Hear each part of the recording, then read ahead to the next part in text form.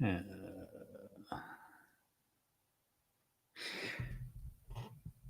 everyone, welcome to today's Program Yourself Thin podcast. Today we're talking about dieting is for dummies. Not dieting for dummies, dieting is for dummies, meaning that if you're going to diet to lose weight, it's a dumb idea. Simply because, first off, how many times have you tried to diet to lose weight? How many times has it not worked? That should be enough of a reason there, but let's move on. Dieting has an estimated 95% failure rate ultimately for people to keep the weight off. And so if something has a 95% failure rate, does it make any sense to keep trying it to get the result you want? No, it doesn't. And so I'm not blaming anyone. I want to make that crystal clear. I think, we're all at the mercy of the constant conditioning that we get. And this culture is constantly telling us to diet to lose weight. So again, no shade being thrown here. However, at some point, we have to wake up to the reality that dieting doesn't work so that you can actually start doing something that does work. And so the first step to getting off the diet train is to realize that dieting is all about weight loss. It's all about losing weight, getting to your goal weight.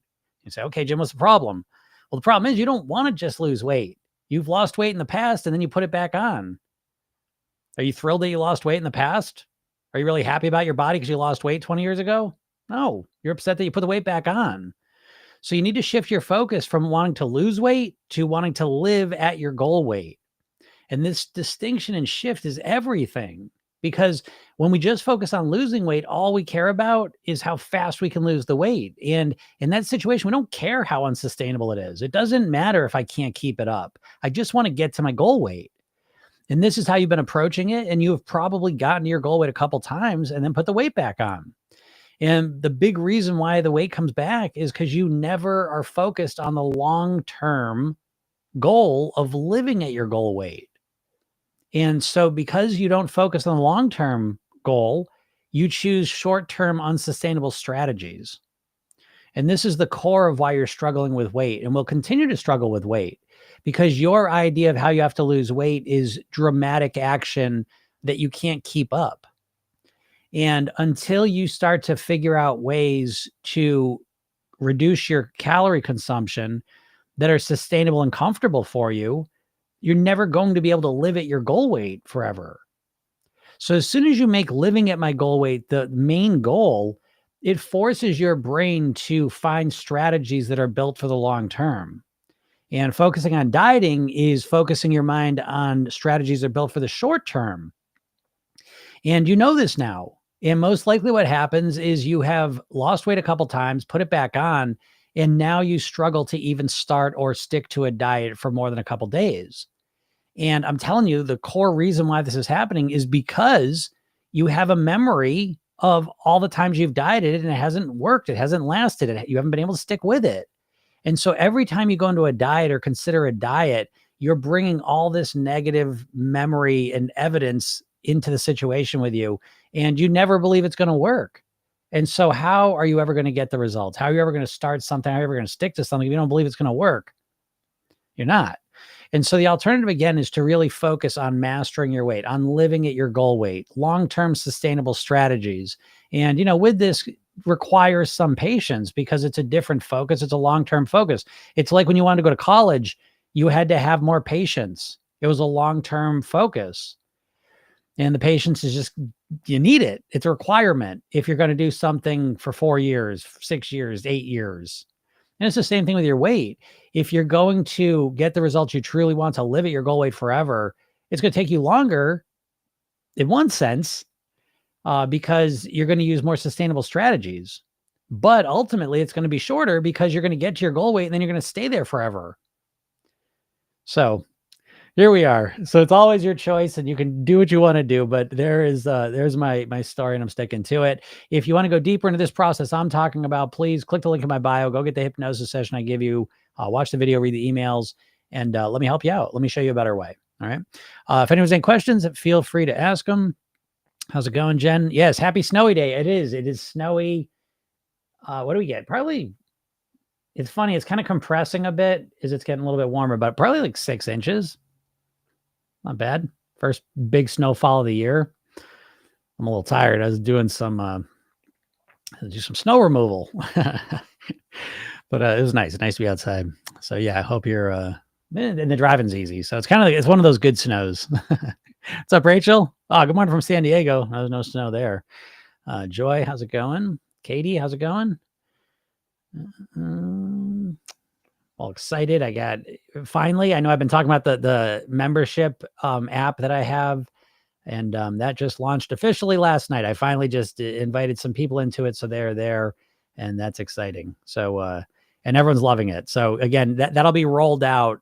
I had some of my long-term coaching clients got it first. Next will be my regular coaching clients, my mastery people, program yourself thin customers, and then ultimately anyone can get in there. There's a free section as well with a lot of cool stuff. So super exciting, super duper exciting.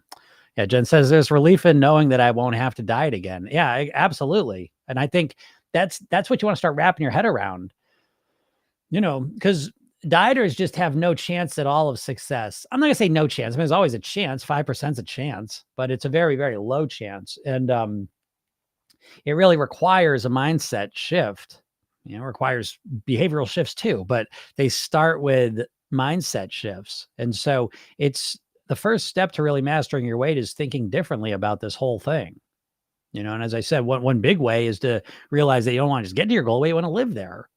But once you start really wrapping your head around this, it's kind of fascinating because it's not as hard as you think. I mean, you dieters are flummoxed. You dieters are just completely lost at sea here. You've been dieting. The thing is, you're smart. You're a smart person. And you're probably able to take action and focus and be consistent and sustain things in other areas of your life. But when it comes to your weight, I don't know. I just can't get it. And you're so confused about it. And that's what I'm trying to help you with. I'm trying to eliminate that confusion. It's the dieting mindset that's creating all the confusion. Because the dieting as a concept is a big crock of shit, which was created primarily by the diet industry, which is the food industry. Did you know? Weight Watchers was owned by Heinz. Jenny Craig was owned by Nestle. Atkins Food Products owned by the same company as Onions, Pretzels, and Cinnabon. Slim Fast owned by the same company as Ben & Jerry's Ice Cream. These companies don't want you to lose weight. They don't want you to eat less of their food. They just want to, teach you a bunch of dumb shit that doesn't work, get your money while you're in it, and then go back to what you always do, eating the same dumb shit in the same quantities. Not to sound so cynical, but I don't know. That's how I see it. And so, if you disagree, let me know. Rachel, 70 degrees here. That's kind of nice. It's cold. Although it's warmer than it's been. It was cold. And it's hard. My shoulder hurt. I'm still recovering from my shoulder surgery. So the cold weather actually is not a friend of it. So yeah, 70 would be nice. But I like the change of the scenery, change temperatures. D says, hey, Jim, is the redo method an everyday thing or just after a binge or a moment you'd like to change? I hope you start to make the redo and rehearsal technique something you do every night. And again, as you keep doing it, you get faster and faster at it. I mean, I don't do it so much with my eating anymore because I kind of got that dialed in. But when I was really in it, it'd take me sometimes 30 seconds, a minute, 2 minutes to do it. So I would suggest doing it every day and go watch the trainings. There's new trainings in there that break the redo technique into a couple different kinds. There's the main one, which is the correction one, things you want to, you're not happy with what you did and you want to change it, right? So redo the, correct it. There's installation when you want to install a new behavior, from that you haven't been doing. And there's the optimization one. And so there's some new updated trainings if you haven't seen those. But I would suggest really working to get the redo rehearsal technique to become a ritual, because that's what it becomes. It's like, I always think it was like brushing your teeth for your mind. It's always an opportunity to take a step back and reflect on your day and learn something from it. Again, either reinforce what went well or, train yourself and learn from what went wrong so you're better prepared next time. And if you do that every night, you get in the practice of it. You get in the habit of it. And just like brushing your teeth, brushing your teeth is really easy now. You just do it on autopilot. And it's funny because someone said this the other day, another autopilot thing you may do. I guess everywhere's got seatbelt laws now. Is that true? I don't even know. I live right near New Hampshire where they don't have motorcycle helmet laws. I used to live up there and you'd see motorcyclists. And as soon as they cross the line, they'd take their helmets off. But anyways, the seatbelts. I was thinking about seatbelts today because I was backing out of my driveway, and I was like, well, I'm only going like a half mile. I'm like, do I even need my seatbelt?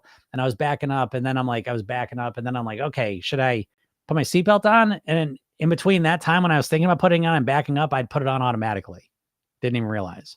So again, we lose sight of the automatic nature of our minds. We tend to do what we did. We tend to run mostly on autopilot, following the subconscious programs that we got in there.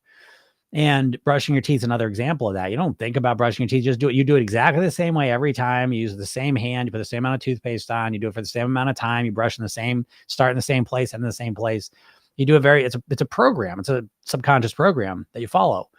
So the redo rehearsal technique, I would love for that to be, I want that to become like that, because what ends up happening once you have the redo rehearsal that you do every night, what happens is whether you had a good day or a bad day, it doesn't matter. And that's really important. That's really, really important, obviously, to master your weight, because the main thing you're kind of dealing with is your moods, and you have one bad day and it feels like, fuck it, I'm done.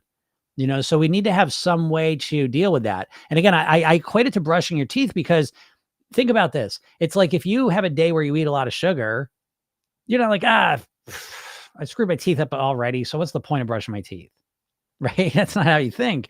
First of all, the toothbrush is just automatic. You do it anyways, but you ate so much sugar, so I'm going to brush my teeth, make sure they're extra clean because I kind of ate too much sugar today. Right?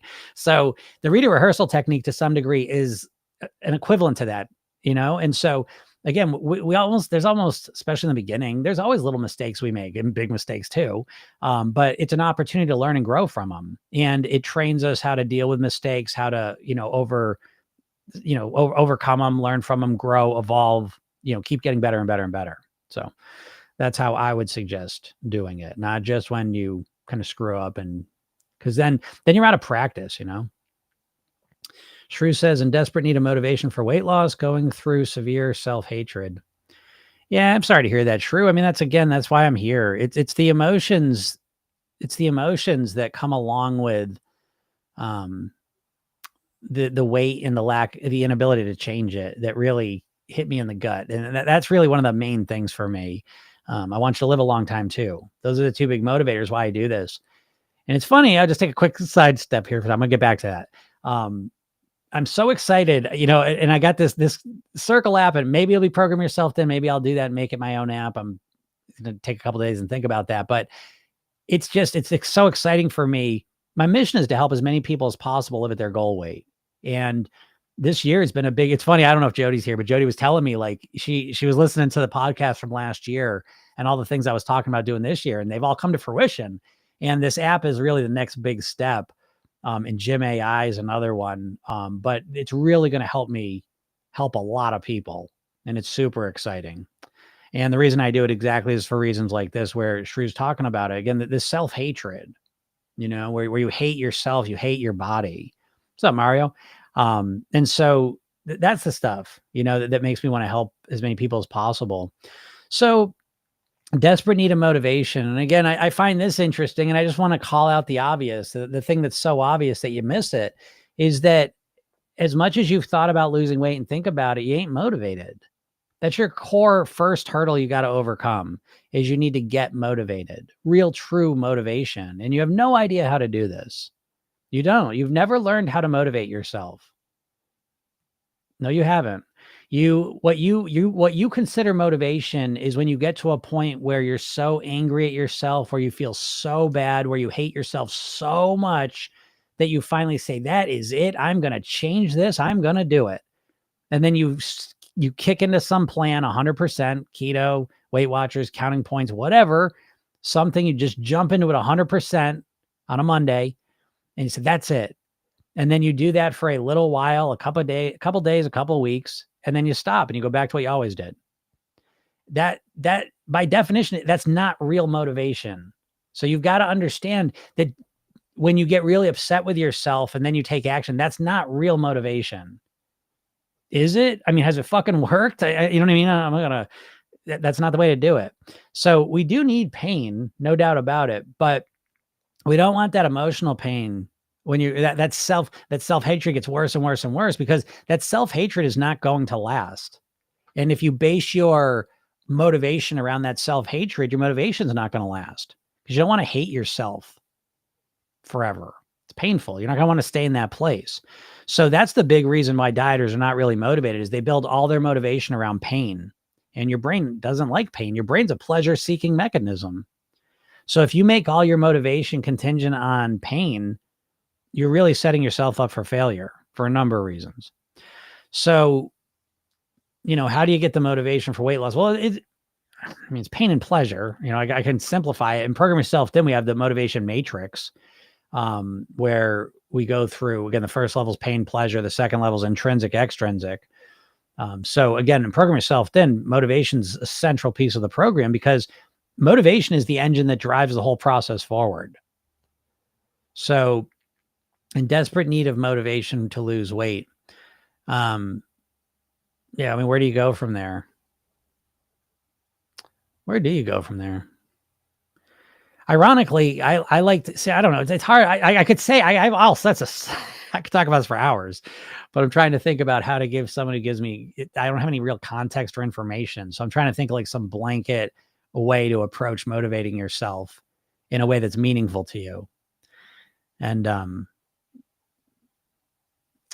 well, okay, I'll give you the simple part, and it's simply said and harder to actually do, but it's focusing on pain and pleasure. So what's the pain?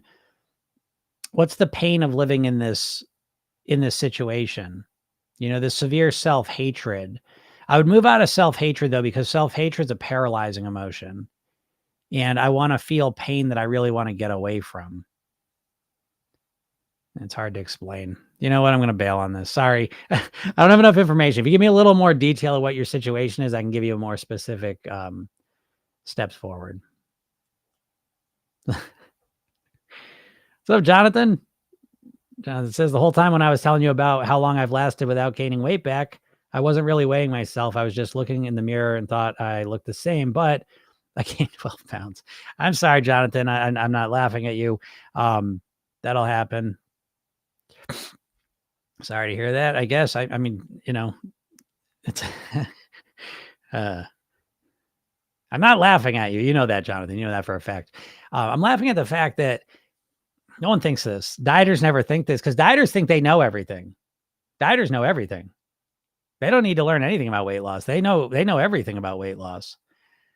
They just need to do it. Right. But, you don't, you trying to master your weight on your own is like trying to learn the piano on your own. It's just good luck. You don't fucking know. You don't know. So for Jonathan, I appreciate you're in the real world now. Good for you. I hope the big lesson you learn here is that use that scale. Use the scale now. This is this is one of the most common dieting patterns on the planet is you get to the goal weight and then you stop using the scale and you stop being so intentional about what you're doing and the weight starts coming back on. You all can't trust your brains. Your brains are set to be overweight. I got some cool stuff coming for you about this too. It's next level science, which I'm so excited about. I got to tell you, the most frustrating experience for me over the last 30 years personally, but really 20 years professionally, is dealing in the weight loss world because there's so much bullshit. It is just all bullshit in the weight loss industry. And it's been hard finding scientifically legitimate explanations for why people are experiencing the weight situations they're experiencing. And we're finally getting to a point where we're starting to illuminate some of the real understandings of what's leading to your weight. That being said, Jonathan, I feel for you, but at least now you know, start using the scale. If you want to keep your weight down, if you're still motivated, that is, use the scale more. You need anyone who's lost weight. You can't, what are you doing? You can't trust yourself. You just can't. I mean, that's not a slight on you. I can't trust myself. If I've been overweight for 20 years and I lose weight, oh, now I'm just going to be a thin person. No, you were a dieter person who's probably standing on the scale all the time, really intentional about what you're doing, really, really clear about everything. And then all of a sudden you lose it. And it's like, well, now I can just coast. I'm just fine. So again, I appreciate you coming in here and saying that, Jonathan, and now utilize that experience and utilize stepping on the scale was the thing that brought you back into the real world, right? I have this conversation all the time with my clients. Again, I know people have this they hate the scale. I understand why, but you have to understand that the scale, if you're going to master your weight, the scale's the tool of your craft. That's like a fucking chef being scared of a knife because they cut themselves. Oh, I'm not gonna use a knife anymore. Well, you ain't gonna be a chef. I'm not. Do you have to use a scale to lose weight? I mean, I guess you don't have to, right? Because there's always someone who doesn't have to, but the vast majority are going to use a scale. So start using the scale more, Jonathan, and that might be enough for you. You know what I mean? Like that might be enough to kind of keep you focused and on track. It probably won't be. I'm just letting you know that too, but at least it's something you now have learned about yourself. Now bring the scale into your daily routine, which you all should be doing. If you're serious about your weight, you should be stepping on the scale every day. Yeah, I know. I hear you. Let's fucking argue it out. I'll argue anything with weight. I'm feeling high and mighty. I'm not going to lie to you. I'm reading a book called Burn, and it's a very, very new science of metabolism. And I am not a scientist and never claimed to be. However, for 30 years, I've been saying, forget the exercising. It's all about what you're putting in your mouth. And, yeah, as you can imagine, I get a lot of comments when I say that stuff, but fuck y'all. It's true. It's true. So you know what? I have been right. I'm sure I've been wrong. Little things here and there, little things. I've been right like 95% of the time. And I was talking about some of this yesterday. And what I mean by that is like, I've been right. And the science always confirms what I've been talking about. Now, is it because I'm a genius? It is not, unfortunately. It's because I've gone about this different than almost every single weight loss person out there. Why? Because 30 years ago, I learned about neurolinguistic programming, and NLP, as it's called, is built around the idea that you role model success. And so that changed my mindset. And I said, I am not going to talk to dieters, people who lose weight for a little while, because that's not my goal. My goal is to live at my goal weight for the rest of my life. And so I began to speak to people that had lost a significant amount of weight and kept it off for at least 2 years. And I began to talk to them. And I would go into the mindset piece, especially. It wasn't, oh, what'd you eat? How'd you exercise? What'd you do? I asked that too, but I was really interested in how they thought and what the shifts were that led them from being overweight to being unhealthy. And so I've been obsessed with people that have successfully been able to lower their weight and stay there. So when you study success, the success comes first and the science explaining it comes second. So for 30 years, I've been focused on success strategies that real people have been achieving. And when you start talking to more and more people, you start to notice patterns. And there was no scientific explanation for these things back then. That science is catching up now. So anyways, I don't know why I got on that. Professional Killjoy, how's it going? There's also the evil Kermit voice in my head that turns, I should eat a little more protein. It feels better, into you should do keto. Yeah, I get it. The keto thing, it's just brainwashing. It's I mean, everything's brainwashing. So I'm not singling out keto. I mean, Weight Watchers brainwashing. I'm brainwashing. You know what I mean? All of it's brainwashing. It's a way of thinking, but keto has a louder microphone than I have. You know what I mean? The thing with keto is you hear it from a million people, and so it's a strong allure to it. I get that, but the point is, again, recognizing that Killjoy, and then, not falling into that trap. And that would separate you from pretty much all the dieters, because dieters, that's what they do. They hear that voice and they go right into their stupid diets. And they're all about to do it in what, 3 weeks, 4 weeks here? What's up, Vicky? How's it going? Yeah, happy Thursday to you. Yeah, Kelly, of course. I can't hate myself healthy. Yes, absolutely. Oh, okay. Yep. Julie says, yep. Chef being afraid of his knife. I'm afraid of the scale too. Again, I get it. I understand the fear of the scale. I get it. But you have to understand, a lot of the fear of the scale comes from your diet mindset, which is, screwball. And so, you're still working on that, Julie. But the thing with the scale, if you start stepping on it every day, not only do you get a better sense of how your body actually works and how weight actually works on your body, but you start to work through a lot of the emotions, you know? Um, because again, if you have all this fear and anxiety about stepping on a scale, what's that mean? Right? If you think about it, what's that mean? Now, I know you said, well, I don't want to be overweight. It's not the weight piece of it. I always believe this, that your anxiety about stepping on the scale is not about what you're going to weigh. It's because that scale really reveals that you have no idea how to control your weight or your eating. So I think that's the bigger problem, is that, because again, in essence, the scale should be like the speedometer of your car. And you're not scared to look at the speedometer of your car, because if you're going too fast, you know how to slow down. If you're going too slow, you know how to go faster. But when it comes to weight, you step on the scale and you have no idea what you're doing. Not really. You may have some philosophy that you believe in, but having a philosophy and the eating philosophy you believe in and being able to do it regularly are two totally different things. This is why I say, don't stop being an asshole with the diet thing. Never say again that I know what I need to do. Please don't say that. If the thing if the thing you need to do is something that you've done 5, 6, 10, 20, 30 times and hasn't worked,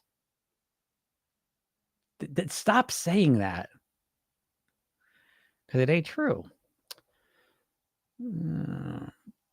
Sophie says, why am I gaining weight in the first 2 weeks of daily gym? Oh, Sophie, I'm glad you said this. I've been reading all about this. Yeah, that gym ain't going to do shit for your weight. And I'm so glad I can finally say it. I used to have to always kind of, your eating controls your weight and your exercise controls your shape. And now I can just come out and say, nope.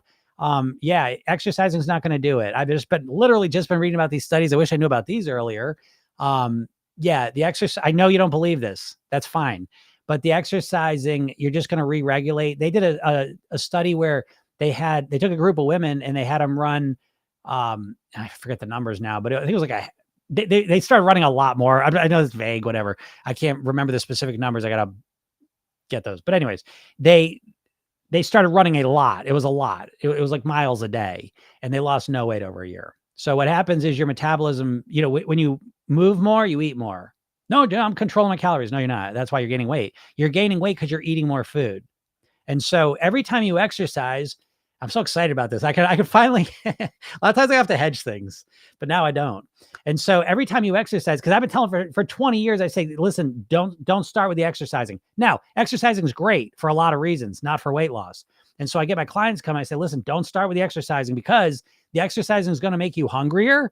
It's going to make you more tired. It's going to make you more sore and uncomfortable. And biggest of all is it's going to trigger the licensing effect, where you say, oh, I just burned 500 calories so I can have that 200 calorie muffin. When in reality, you burned 200 calories and ate a 500 calorie muffin. So it doesn't work for weight loss. I can officially say it. I'm so happy.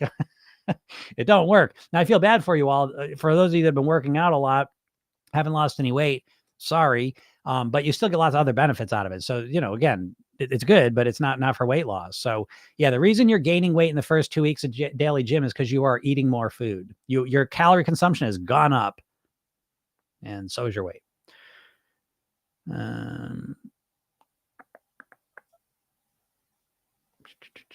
Jonathan said, I'm genuinely scared now. The whole time I thought I was maintaining weight, I was gaining. How do I stop this? Yeah, I get it, Jonathan.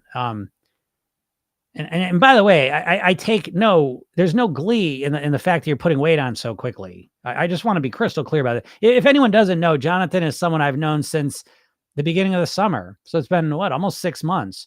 And he had a wedding coming up and he's really motivated to lose weight quickly. And, we had talked about it, and I say, go for it, do it. And he was focused like a laser beam, lost, I think it was 40 pounds, if I'm not mistaken, lost 40 pounds in 4 or 5 months, a lot of weight, but did it with extreme deprivation type shit, but could do it because he had a huge motivator in front of him in terms of the wedding. So again, understand, folks, when you have a wedding in front of you, when you have some pictures you're looking for, a class reunion, something real big in front of you, your motivation is extra high, abnormally high, and you can do crazy shit for a little while. But then when that event passes, your motivation comes back down to normal, and you most likely will not be able to keep up the crazy shit you did. So now Jonathan says, how do I stop this? it's hard for me to say that because you've built your entire weight loss has been built on diet deprivation thinking. So how do I stop? I don't know how you stop it now. You know, the snarky, stupid fucking answer is you eat less calories, which is what 90% of, you know, weight loss people would tell you, but that's fucking meaningless. Could it be any more meaningless when you say, oh, just stop eating so much? And that's dieting in a nutshell, telling you what to do and never showing you how to get yourself to do it. So again, Jonathan, I'll say the same thing. You know, to be honest, I mean, you're starting better off. You've lost some weight, but you start from the same spot everyone else starts. At least in my world, you gotta, again, you got to figure out what's your motivation now. By the way, I want to be thin. That ain't enough. How about that? How about that, folks?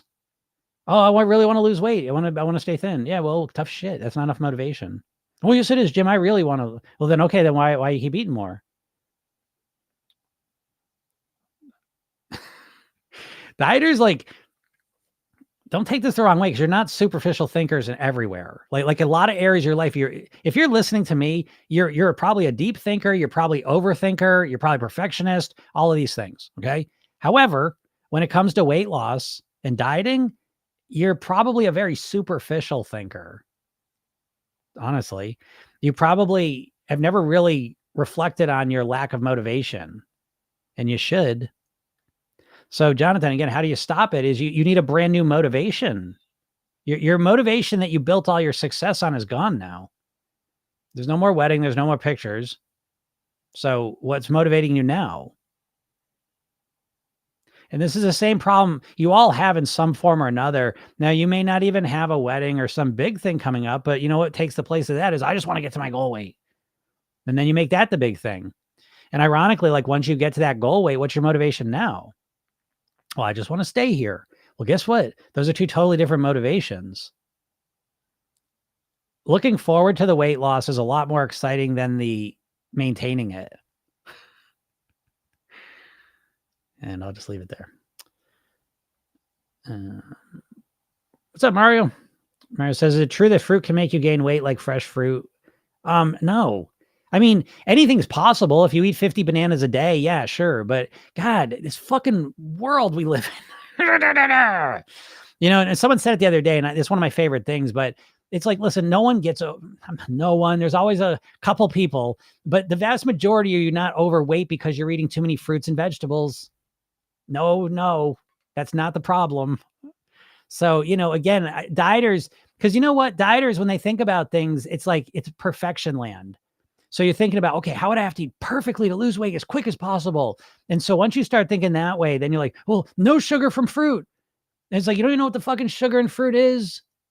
Do you think the sugar in fruit is the same as the sugar in your candy bar? You probably do. It's not.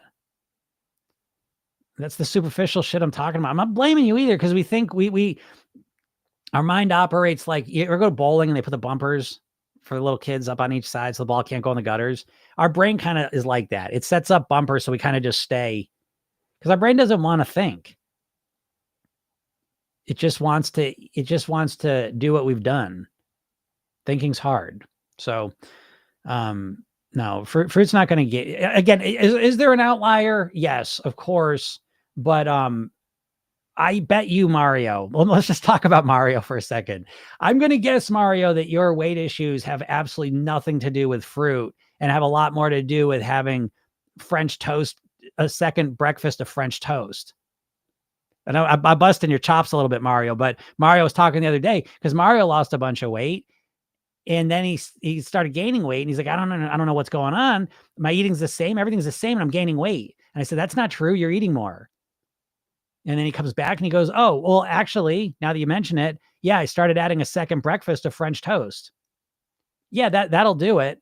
So I would definitely, but again, and Mario, I'm just using you as an example because everyone does this. I'm not picking on you, but this is what I'm talking about. This is the fucking dieter dipshit stuff that dieters do, where it's like, I eat fucking a second breakfast of French toast I started eating with syrup, but I heard on a podcast that fruit's sugar and I was going to gain weight. It's like, again, I'm not picking on you, even though it does sound like I'm picking on you, but I'm not. Mario, I know Mario for a long time here, so he can handle it. But this is what I'm fucking talking about. Dipshit dieting. This is it, right in a nutshell. Is it the fruit? How about the sugar in the fruit? Or could it be the French toast sticks with the syrup? It's almost never the fruit. It's not the fucking sugar in the fruit. It's not the carbs in the vegetables. It's not the fat in the avocados. That is the least of your worries, folks. So funny. Professional Killjoy says, it's not even just my mental brainwashing, it's the part that wants me to fail, pushing me to ruin something that's working so it can justify that I failed. Self-sabotage. Wow, Killjoy. Again, that's the awareness piece. Again, dieters know everything, so they don't need awareness. But I will tell you, in the Program Yourself Thin world, everything we do revolves around generating more awareness. Because how can we fix things if we aren't aware of them? So that's a great Killjoy. I'm proud of you. That is a great diagnosis. I'm proud of you for that. And once you realize that, now you're in now you have the potential to fix it. All right. So that's great. Julie says, walking helps with my stress and sore back. Yep. Exercise never helped with my weight loss. Yeah. I've said that and I never knew why. And I wouldn't have believed it until I read this book and all the reasons why they say this. And I know it's a kick in the gut for a lot of you who exercise a lot and believe that, but it's not true. So I just want you to do the right stuff. I want you to be your goal weight more than anyone else on the planet. So I'm not here to just be obnoxious. That's just a bonus. Kelly says, I had a doc tell me to eat less once when I complained to him about having a hard time losing weight. Then he said to just eat half a banana if I want a banana. Doctors don't know anything about weight loss, folks.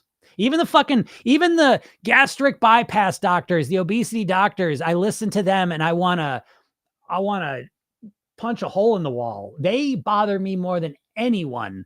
And I was thinking about this today, as I was just talking about the one thing I did different that set me on a different trajectory in life when it comes to the weight piece is I studied people that were successful obsessively, still do. And all up until somewhat recently, almost all the science, the smart ass people, doctors, all of them, they're always studying failure. They're always studying obese people that can't do stuff. So they don't know anything. I'm not gonna say they don't know anything. I mean, doctors obviously have a lot of wisdom about a lot of stuff here, but they don't know much more about nutrition than you do, unless they have a personal interest in it. Usually, again, I don't want to get a conspiracy theories here, but listen, Western medicine doctors, and I love doctors. I just got my shoulder fixed by them. I'm thankful. They raise the quality of my life. I love medicine. I love doctors. I love science. Okay. That being said, the modern medical establishment is a for-profit enterprise, and the money's made in treating the symptom, not in giving you the cure. So you're not going to hear from the doctor a real strategy to lower your weight. You're going to hear now, dumb shit like eat half a fucking banana, get surgery, or obviously now the big one, let me give you a prescription for a medicine. They don't know how to change their weight unless they have a personal interest in it. They don't know any more about weight loss than you do. And that's why your doctors never helped you lose weight. Kelly's in the program, but Kelly goes, happy to say I'm losing and eating whole bananas one at a time. It's a great job, right? That's so funny. Who the hell eats half a banana? Right? Can you imagine half a banana? As if that's the problem. But I know that's one of the main things going around the weight loss world right now. I hear it every day. What about fruit, Jim? And it's just another example of we're just surrounded by fucking stupid shit. So that's why as a dieter, you're just so fucking confused. It's a different fucking dumb thing every week. Happy to say, program yourself thin. While I keep refining it, it's been the same core message for 30 years. But yeah, the diet industry, oh my God, what's it going to be next week? Oh God. But Sophia says, I ate too much today and now I'm afraid that I don't get on track again till tomorrow. Oh, I don't get on track again tomorrow. Yeah, Sophia, I'd be scared of that too if I were you. I mean, again, in Program Yourself, then I will say probably the most important thing we do is the redo rehearsal technique. Right? It's a 1-2 minute visualization hypnosis technique you use. It's really easy, simple, all the rest of it. But it's there because I know the number one thing you need to not only lose weight, but to more importantly, live at your goal weight for the rest of your life. The number one skill you need is you need the ability to get back on track quickly, because you're never going to be perfect. And that's one of the biggest things that the diet industry has put in your head, that weight loss requires perfection. And so when you think about losing weight, you think about being perfect. And the truth is, it's not about being perfect, because you can't be perfect. Sorry, you're a human. You're not going to be perfect. You're going to make a mistake.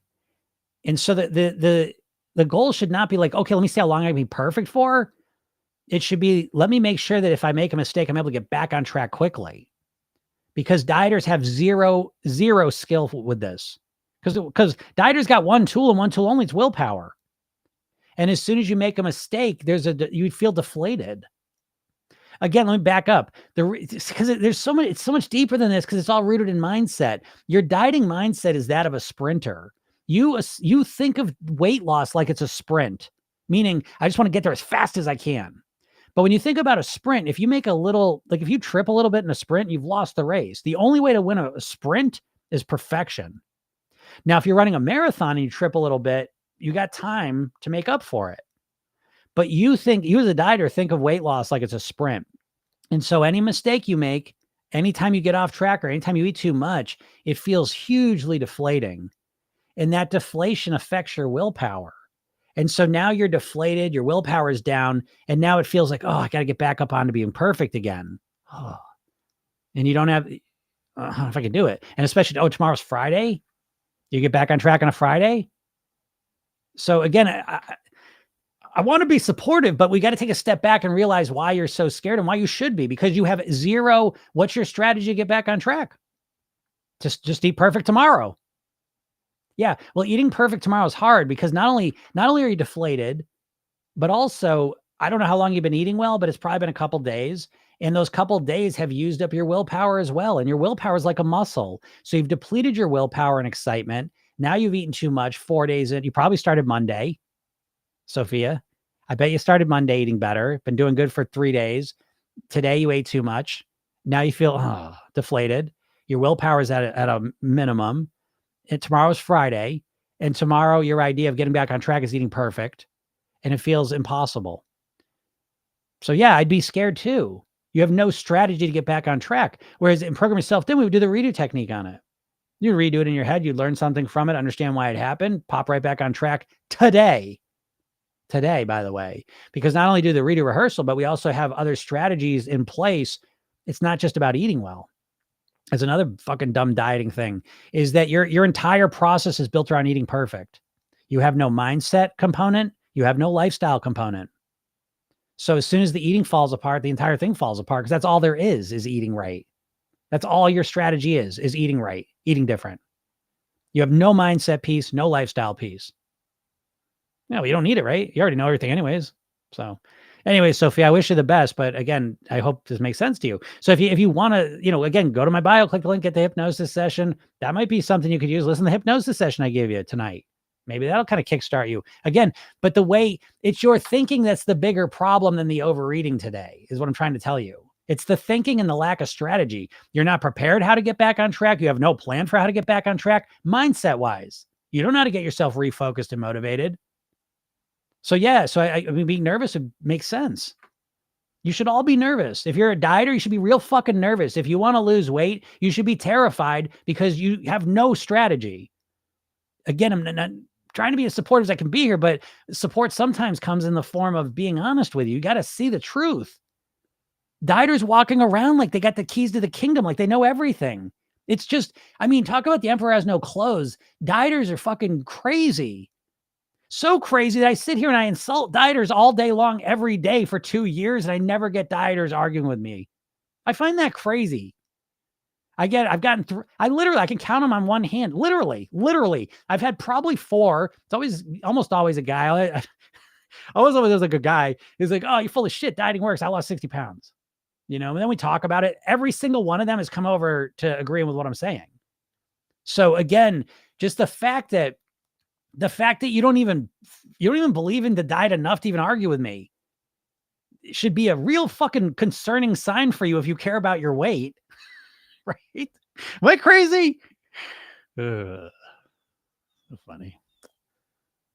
Katie says, fruit is definitely not making us fat. It's calories, total calories. There, thank you, Katie. Let's keep it simple, right? What's up, Sophia?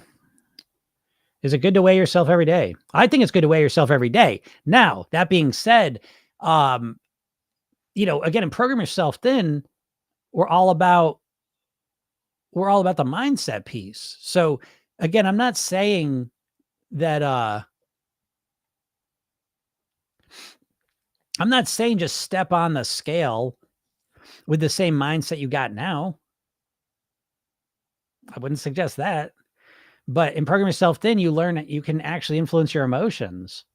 So again, the scale is a tool. And so what you get out of the scale, a lot of it revolves around how you think of the scale, how you think about weight loss, how it thinks about what you're doing.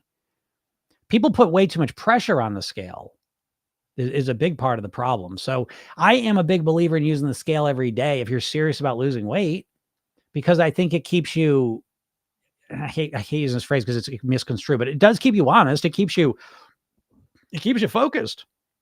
If you're serious about losing weight, step on the scale. Because number one, you're going to learn about your body. That's what I always hear. I always have to argue with everyone. Hey, come on, use a scale, do it. And I always hear this, and this is why I say it. But again, this is what I'm talking about. I mean, I talk to people that are literally lifelong dieters, and they're fucking smart people. They're smart people, okay? Lifelong dieters. And I say, okay, step on the scale so you can learn about your body. I know about my body. No, you don't. Not if you haven't stepped on the scale. You don't know about fucking weight. If you don't step on the scale every day, you don't know. What do you think happens? What do you think? Your weight just stays the same and then just goes down? What do you think your weight does? If you don't know the answer to this, what are you even doing? Do you even care about your weight? This is what I mean. You got to start. You don't know shit. If you're overweight and you're struggling, stop being so cocky that you know everything. What the fuck is that all about? So you start stepping on the scale, and what you start noticing, your weight fluctuates. That's valuable information, because most people don't think their weight fluctuates at all. So you start noticing, and then you start putting things together. Maybe you ate a bunch of shit yesterday and it shows up today. Maybe you're someone who gains the weight quickly. Maybe you're someone it takes a little while for the weight to show up. Oh, I do this and the weight starts going down. I do this, the weight starts going up. Oh, it fluctuates here. Oh, it stays here. I'm eating well, though. I'm eating well. And then the fifth day, it goes down. Wouldn't you like to know about how your body releases weight or gains it? Because every body is different. Go read some metabolic lab studies, and you will find in a group of people, they put in an account for every calorie in and out. After a month, 2 months, 3 months, there's a drastic difference in how much weight people lost. Don't you think it'd be valuable for you to know if you lose weight quickly or slowly? If it takes a couple days of doing really well and then it drops off? Is that not valuable information for someone who wants to lose weight? Because what's happening, if you don't have that information, what are you doing? You just think, what? I'll just start eating well. Oh, I cut 3,600 calories. I'll start to be a pound down. Are you out of your mind? Like, you really think, you know what? Let me take it back a little. You're not a bank. You're not a bank account, credits and debits. Your weight is way more complex than this. So I feel like the scale just lets you know about your body. I learned all sorts of things from weighing myself every day. Valuable things that I use to this day to help me succeed. So that's what I think. Middleman says, have you lost a lot of weight? I lost 50 pounds. 30 years ago, I was 50 pounds heavier. I've been the same weight for 30 years. I had one blip 12 years ago where I put 25 pounds on, took that off. So yeah, lost a lot of weight. But again, to be completely honest, and this is easy said for me, but it's less about the weight that I've lost and more about how I eat, how I think, live, and eat is more what I focus on, Lane says, I weigh every day. If up just a pound, do watch the food intake. Easier to tackle a pound than 5 pounds. Yes, Elaine, thank you. I always like when people say what I'm saying in way less words. Thank you. That's another one. You know what I mean? Like I definitely used it for that. It just keeps you're just more connected to the game. You know what I mean? Sophia said, I gain a pound overnight. Most people can. I mean, I can gain the most I ever gained almost 5 pounds in a night. But it was not unusual for me to gain a pound, 2 pounds in a day. This is what I'm trying to say. If you don't weigh yourself what are you going to do? Weigh yourself once a week? The worst idea on the planet? The worst idea on the planet? Because what if you step on the scale and whatever, you're just down 2 pounds that day? Why? I don't know. I didn't drink water yesterday, whatever. So I'm down 2 pounds today. Oh, okay. It's Monday. I'm down 2 pounds. And then that week you eat great and you lose 2 pounds. But then the next Monday you step on the scale and whatever. You ate a bunch of salt yesterday. Now you're 2 pounds up. So it's like you don't even have a clear idea what you're doing. Weighing yourself once a week, well, whatever. Everyone's gonna do what they're gonna do, but doesn't make any sense to me. Anyone can gain a pound overnight. That doesn't even matter. Sophia says I was 114.8 the other day, and then the very next day I was 115 or something. Yeah, but this is what I mean. Like, I'm glad you know that now. And so if you keep weighing yourself, you're gonna understand your body more. And I hear you saying that as if you're kind of surprised. But when you start weighing yourself every day, you're gonna be surprised. That's the point. You're gonna be surprised because you don't fucking know. That's why you're gonna be surprised. That's why I was surprised. There's just so many benefits. One of the big ones as well, like, oh, I don't weigh myself, and I'm like, I ate like shit. So, oh my God, I'm fucking 4 pounds heavier. I step on the scale on the same weight. Oh, I've been eating well. I'm only 3 pounds lighter. I step on the scale on the same. What? I started realizing I have no idea what's going on here. Back to Jonathan's point. That's what I learned from doing the scale every day, though. So I didn't get 12 pounds up. But I was like, oh, I think I lost a bunch of weight. Nope, same. I think I gained a bunch of weight. Nope. No, I mean, sometimes I thought, I think I gained weight, and I did too. But more often than not, I was way off. What I thought, what the scale was going to say, I was wrong. I was wrong most of the time.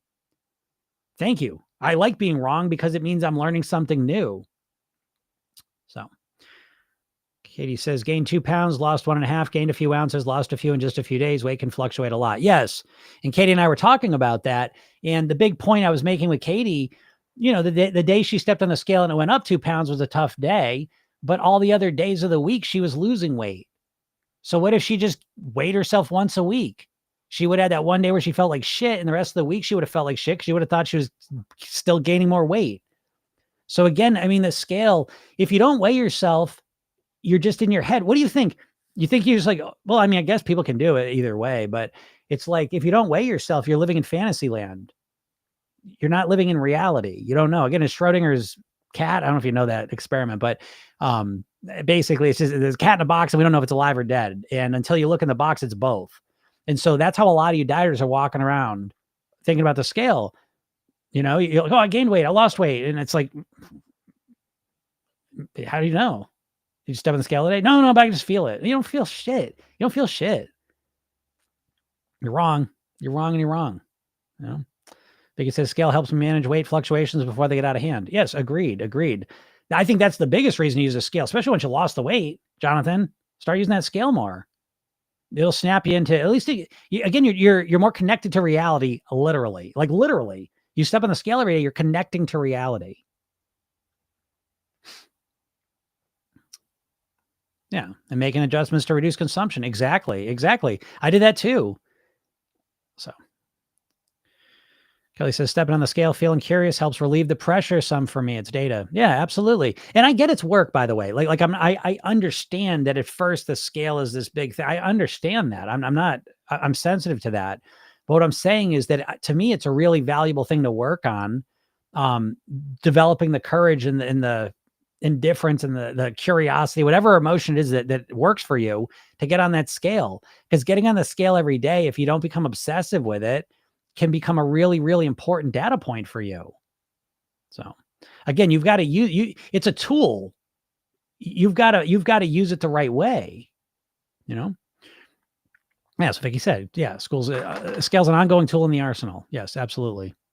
Living in denial, she said. Yeah, absolutely. Not stepping on the scale really is living in denial. And it's not a judgment. I don't give a shit. But it's like you're just opening up so much space to be inside your head, and it may or may not be accurate. That's what I'm trying to say. Rachel says, I took a year off weighing myself and gained 10 pounds without even realizing it. Yeah. I would do the same. I mean, I've gotten better at it, but I haven't gotten better at it.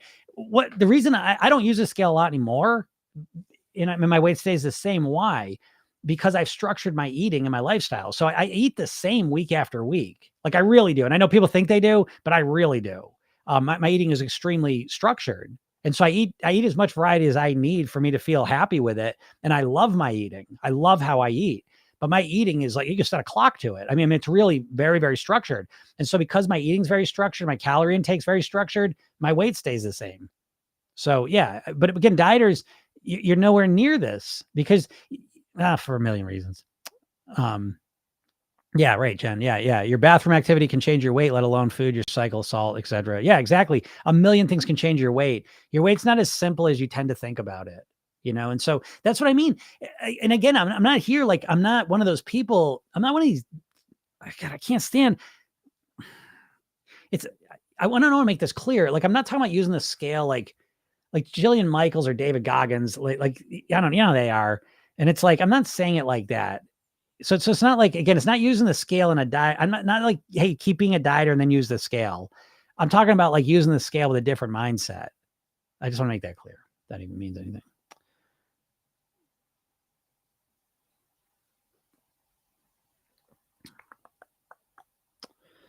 Oops. A bunch of comments here. I'm going to get to them too. Get to them right now. Bearda says, women over 50, it's so hard to lose weight, belly area. What can I do? Again, just technically, it's not hard to lose weight, folks. The weight loss isn't hard. It's the eating differently that's hard. It's the change of behavior that's hard. You should make that distinction because it's very important because you're in control of the eating. You're not in control of the weight loss. And so again, no doubt that things can happen to us physically that may slow down your weight loss a little bit. Okay. But at the end of the day, your weight's a reflection of the calories you consume. And so whether you're over 50, whether you're 20, whatever, everyone's got the same challenge, which is changing your behavior. And again, in my world, changing your behavior requires that you change your mindset. You ought to change your lifestyle too. And then you have a specific kind of strategy you're using to change your eating, So again, what I would suggest, again, go to my bio, click the link, get the hypnosis session, watch the video. Cause I talk about all this. I talk about a whole different way of approaching it. Sophia says, just because I ate coconut ice cream bar and a handful of chocolate covered raisins and some popcorn. Just, that's a lot of shit. I don't know, like anyways, but kind of, but yeah, I mean, and again, I see, that's what I'm saying. Like Sophia, you don't know. I mean, I don't know how long you've been weighing yourself, but it's like, if you weigh yourself regularly, you really do start to understand your body. When you first start doing it, you start being like, oh, cause I had that last night. Maybe, but as you keep doing things, you start to have a much more clear understanding of what's affecting what, and it's more longer term. It's very helpful for me. I'll give you one of the examples. One of the things I learned for myself that's been so helpful for me for 30 years has been realizing that for me, my body's kind of slow with the weight loss and the weight gain. And from weighing myself every day, I realize that it usually on average, this is the number I go with that works for me. It usually takes about 2 weeks for my results to show up in a consistent way. So if I reduce my calorie consumption, it usually takes about 2 weeks for that weight loss to show up consistently. There'll be fluctuations for those 2 weeks, but then after 2 weeks, it starts to become okay. Consistently, it starts lowering. And it's the same the other way. I start eating more. It'll take about 2 weeks for it to start to come on. And knowing that has been absolutely crucial in both directions. One is that when I start eating well, I don't expect any results for weeks. You know how valuable that is? Think about the difference. What if I expected it? I should get results in a week. I've been eating good for a week, so I should have results now. So there must be something wrong with me. This isn't working. Nothing's working. I'm never going to lose weight. But I don't have that because I know my body takes 2 weeks. So I have a long-term time frame. So that helps me get through the first 2 weeks. Most dieters cannot get through 2 weeks of not losing weight. So there's just one example of how it can help. What's up, Tabitha? 50 bananas. True story, though. It's true. Tabitha says, I stopped weighing myself and looking more in the mirror. It helps me with my body dysmorphia. And I see more of a difference than looking at the scale. That's great. And again, ultimately, at the end of the day, you do what works for you. Again, I always reference back to the weight registry study. If you don't know about that, you should go look at it. It's a database of people that have lost a significant amount of weight and kept it off for at least 2 years. And then they just survey them about a bunch of stuff they do. And the majority of them weigh themselves every day, but there's a minority of successful people that don't weigh themselves every day. So again, this just drives home the point that there's no right or wrong. There's only what works for you. So I'm always sharing best practices with you. But again, weighing yourself may or may not work for you as well. And that's the top level thing. I'm not sitting here telling you have to weigh yourself. I'm saying if you haven't done it before, I think it's a good thing to approach. But if you're absolutely, I hate doing that, I don't want to do it, then don't do it. Okay. But yeah, I get that. Yes. Tabitha says, oh my God, people that talk about the sugar and fruit are the same ones that are in a toxic diet culture. I do agree with that. Katie said we get the spicy gym today. I know. I don't know why I was so spicy. I was kind of tired in the beginning. And I got all worked up. I don't know why. I think I'm feeling so vindicated from this book. So Don says, I can't overeat fruit. I can't either, but again, I have met people that can. So again, I've met in my journeys, I've met so many outliers. So I'm very careful. I know there's outliers. It's crazy, but yeah, I can't either. Most people can't. Yeah. One apple, I'm so satisfied. Yes. Apple will do it. Sophia says, okay, but what if we eat healthy and exercise? Would that work then? Yes, of course. Your weight all comes down to your weight all comes down to calorie consumption. I feel free.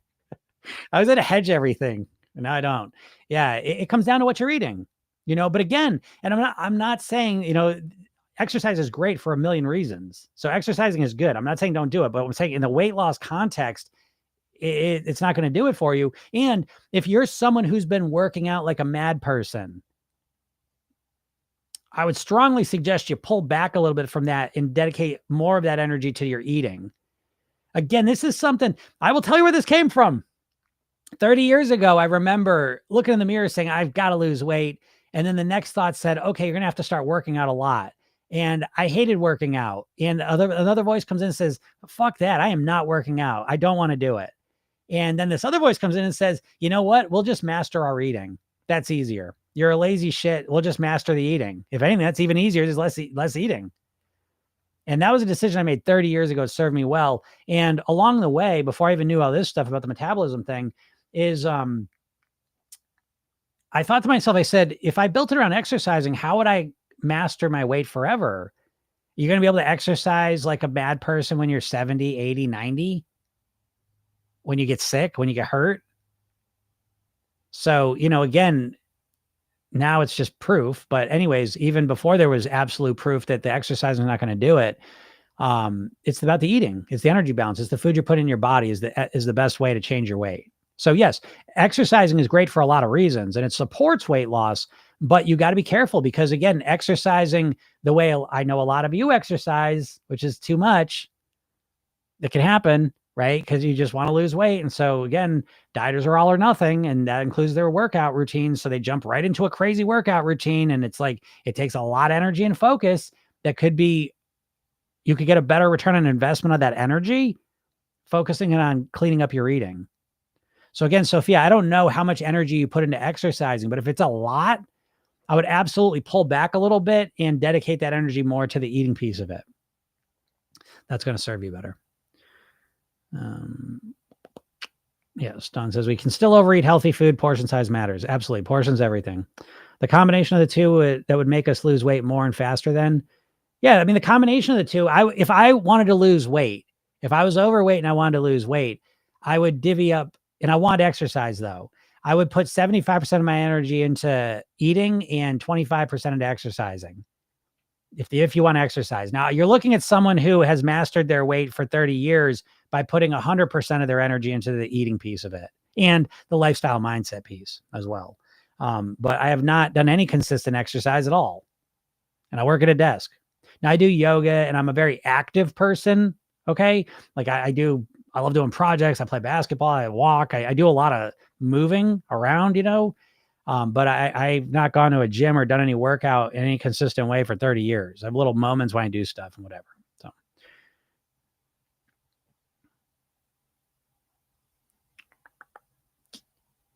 What's up, Miss Independent? How's it going?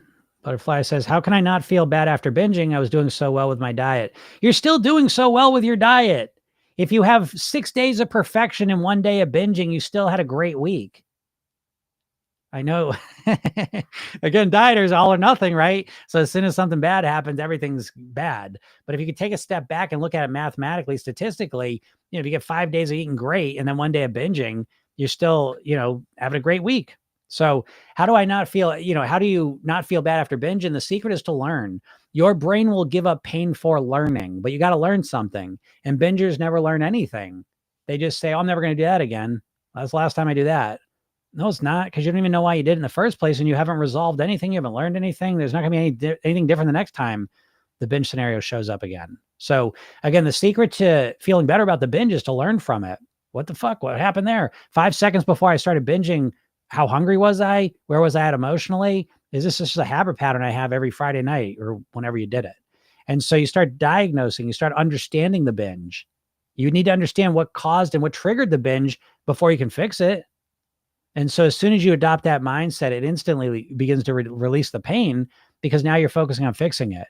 But dieters don't do that. Dieters just say, oh, that's it. I'm never gonna do that again. Oh, I feel like shit. I shouldn't have done that. I'm never gonna do that again. Yeah, you are. You said that fucking 6,000 times. So Elaine says, the doctors I've had never even brought up nutrition. What we eat will be the outcome of our health. Yes, absolutely, Elaine. Agreed. Butterfly says, how long would it take to see the weight budge? I could never answer that. No one could. So anyone that answers that question is probably full of shit. So, I don't know. See the weight budge? It's the wrong question, though, I think. Who gives a fuck how long it takes? It goes back to the Tony Robbins question. He would always say, how long would you give your kid to learn how to walk? Before he said, I'd say, you fucking dummy. You're never going to learn how to walk. You don't know how to walk now? We've been working on it for a week. You're not a walker. It's a funny question, because no one does that, right? Because you go into the kid walking with there's no time frame on it. And what if it took him 2 weeks? What if it took him a month? Oh, who gives a shit? I would suggest you adopt the same approach, because the second we start putting time limits on things is forget it. And the question to you, is it not important enough for you? What, if you don't lose it in a week, then fuck it. I quit. If I can't lose weight in a week, then I'm not going to do it. That's really what dieters are thinking deep down. I don't know. It may not be a week. You may have a different time frame, but dieters are always like that. You show me a dieter that can stick with a diet for 2 weeks without any weight loss, that can keep going. That's a rare person. Talk about an outlier. So, to me, it's either important, either it's important enough to do, or it's not. I don't give a fuck about the time frame. I don't know. What if it takes me 2 years? I don't care. What am I going to do?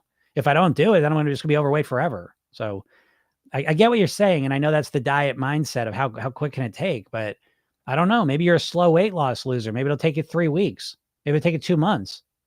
No, that's too long. Forget it. It's funny when you put it that way, though, isn't it? But that's what dieters do subconsciously. What's the best way to lose weight? Reduce your calorie consumption. Sophie says, my at-home scale is so unpredictable. That's interesting. What's that mean? Is it just it's broken? So he says, but I've also been going to the gym basically daily, and I've actually gained weight since. Not sure why this happens, right? I hear this all the time, and now I know. I don't know. I had all the reasons. I said them all before anyways. Now I just say them with a lot more confidence. But again, here's the classic scenario, right? Someone is overweight and has not worked out in years. And all of a sudden they say, that's it. January 1st, Monday, I'm going to do it. I'm going to start eating better, and I'm going to work out every day.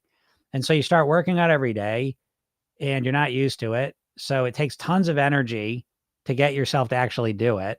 Willpower energy. It takes lots of physical and mental and emotional energy to do it. It's hard. It's difficult that you do it. And then you finish, and now you're sore. You're hungrier. You're more tired, and your willpower is depleted.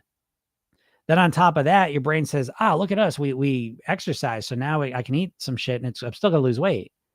And you roll this all together, and what happens is you eat more than you burned. Yeah, you ain't.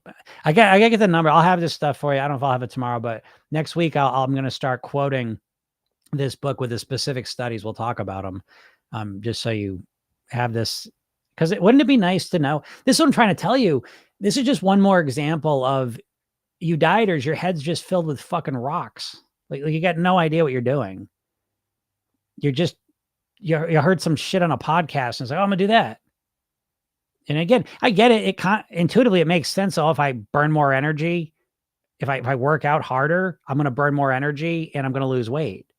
That makes sense. I get it. But turns out your body is not that simplistic. And when you start working out harder, it drives you to be hungrier. It slows your metabolism down so you don't burn any extra calories. Don't believe me? That's fine. I don't care. But how do you explain why you gained weight? And so again, what I'm trying to say is like, once you have real good information and a good strategy for how to master your weight, it's not that hard. You've been trying to lose weight with a bunch of goofy fucking clown shoe shenanigan strategies that don't work. And here's the biggest one of all is the exercise one. How many fucking miles you guys have run for nothing?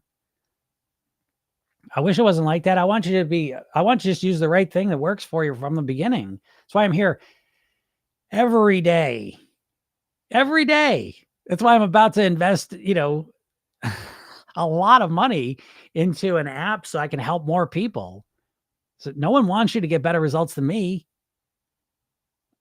But the first step to getting better results is to wake the fuck up. Wake up. You're in a trance. You're in a dumb diet or trance and you got to wake up out of it. So you start doing the right stuff. You know what I mean? Like even the exercising thing, it's like, yeah, you're exercising to lose weight. That's literally like running east looking for a sunset. Like it's never going to work, which is one thing. That's bad enough, right? But the worst part of it is that you think it should work. And so because you believe that it should work, you believe it should work more than you're so committed that it should work that when it doesn't work, instead of considering that it's not working, you instead go back with the idea that my body's broken. Which I guess it could feel like in that context, but it's not broken. You just need a different strategy. And the strategy is to reduce your calorie consumption.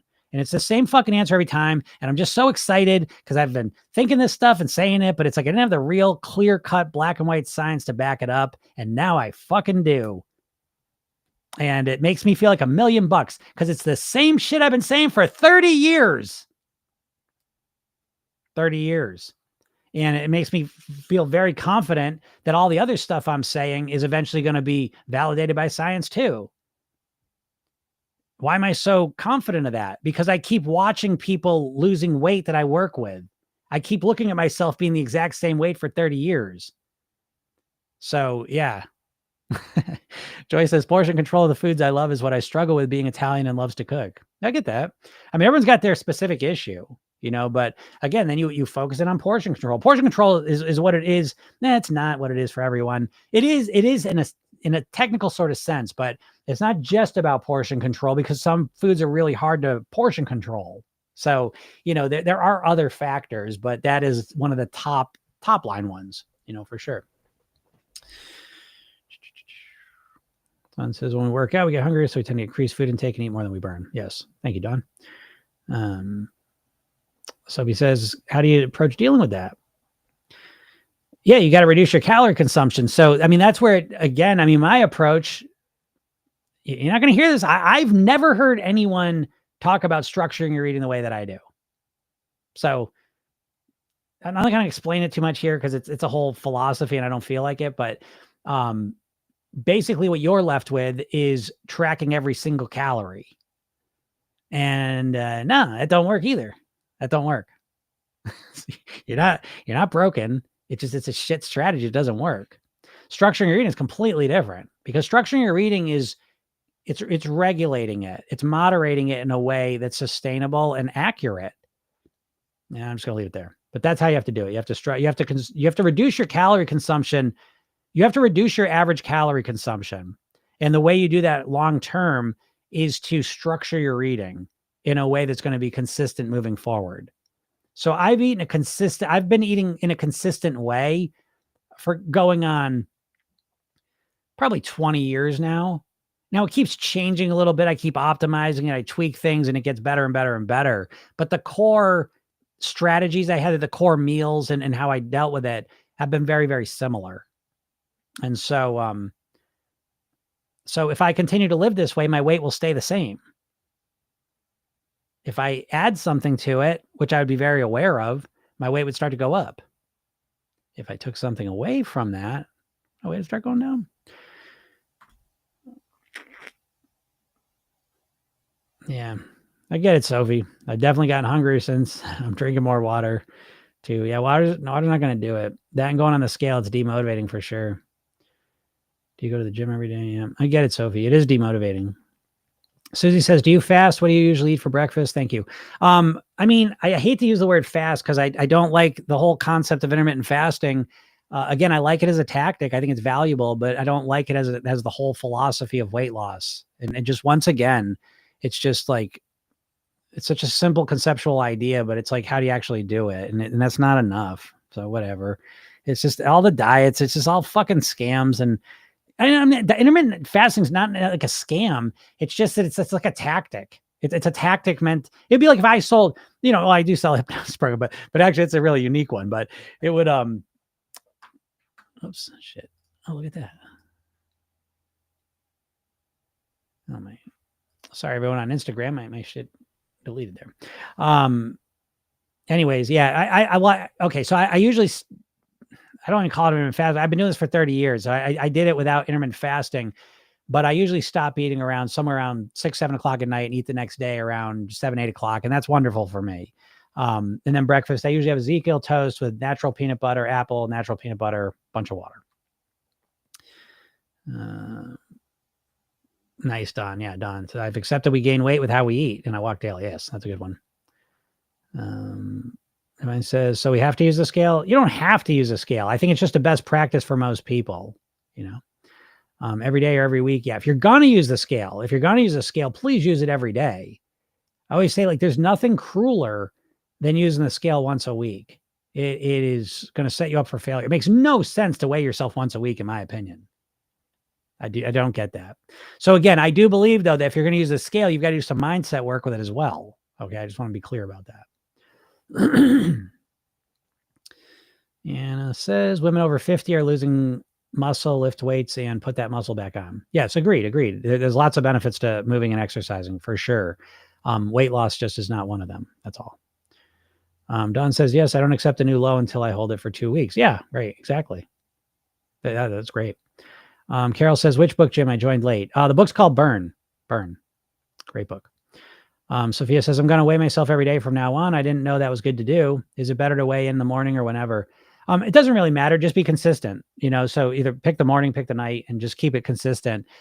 Because again, it's just a snapshot of time, but it just helps you understand your body and yourself more, so again, while you're doing that, realize that it's, sorry,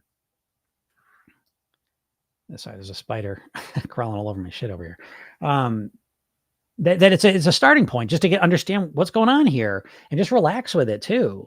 I mean, again, I know it's easier for me said than done. I work a lot with the people at the scale, and it usually takes more than me just saying, just relax with it. But relax with it. That's what I'll say to the people on the program. And by the way, if you're not in my world, no one gives you more free stuff than me. And I mean that so deeply. It's a point of pride for me. And I'm really the amount of free stuff I'm about to give you is crazy for real. And I already give you a lot of free stuff, but one of the things that's coming. So if you're not in my world, please go to my bio, click the link, get the hypnosis session I give you, watch the video, read the emails. But this week I'm going to give you a training called Calm Holidays. It's a short training and a hypnosis session to help you go through the holidays, calm, grounded, relaxed. I'm giving that to you for free. All right. In the membership app that I'm giving you for free. So I don't know much more stuff I can do for you. Lead a horse to water. Come on. Help me out here. Let me help you. Kathy says, I do best when I wear a pedometer every day. Great. Sophia said, the reason I didn't weigh myself every day before, because if the scale went up, I'd get discouraged.